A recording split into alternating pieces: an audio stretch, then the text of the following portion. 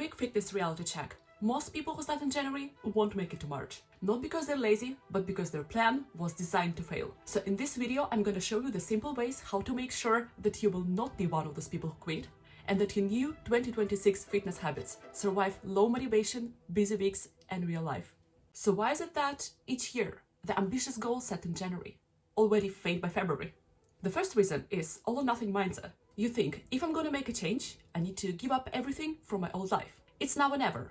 New year, new me. And then life just happens.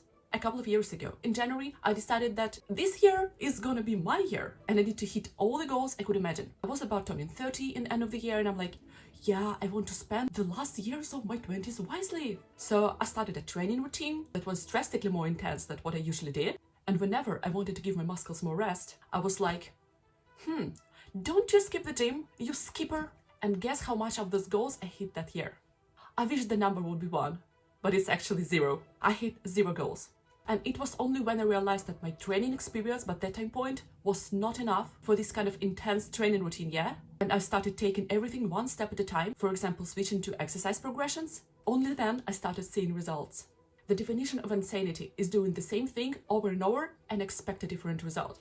However, when changes are just too drastic, don't be surprised that you're just burnt out by week 2.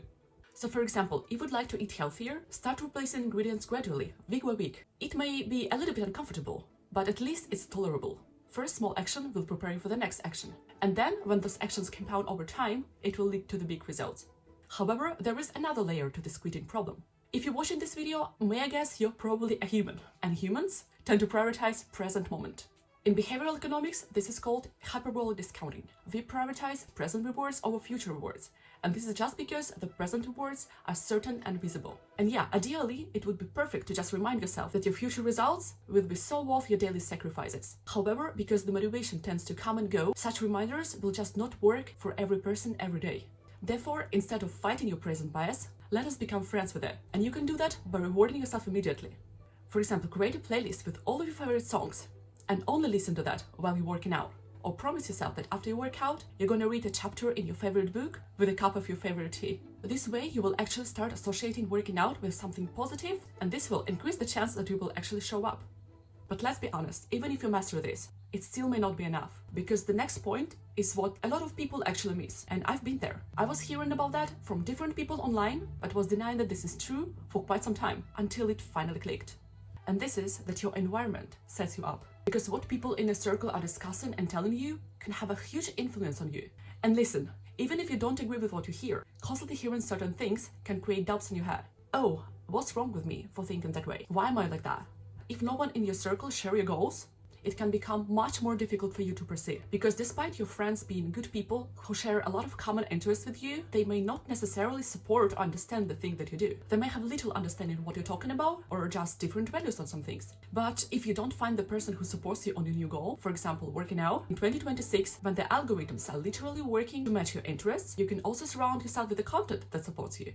When I started watching more motivational content which I resonate with and reading relevant books, I noticed how much more certain I became in my values and that I could do anything that I set my mind to.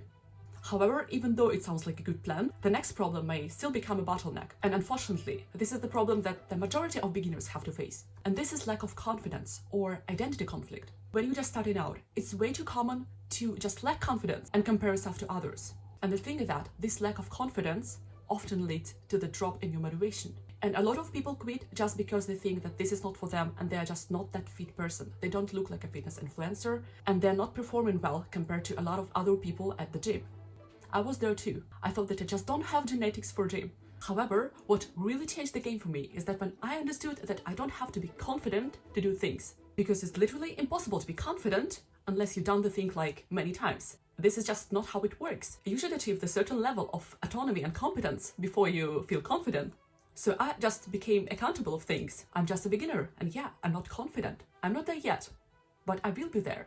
Yeah, finding yourself a gym buddy or a training group can be another boost for your confidence. But still, remember that confidence comes with competence and not the other way around.